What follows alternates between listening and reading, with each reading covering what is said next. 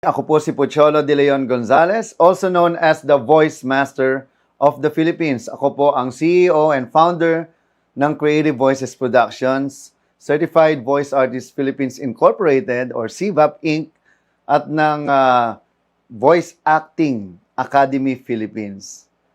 Ayan. Nagsimula ako nung ako ay 5 years old pa lang. Paano ko nasabi nagsimula? Kasi nung bata kami, wala kaming TV. So, the only means of entertainment that I have is radio. So, nakikinig ako ng radio drama. Yung title, Gabi ng Lagim. So, naririnig ko yung radio drama na, Isang Gabi ng Lagim.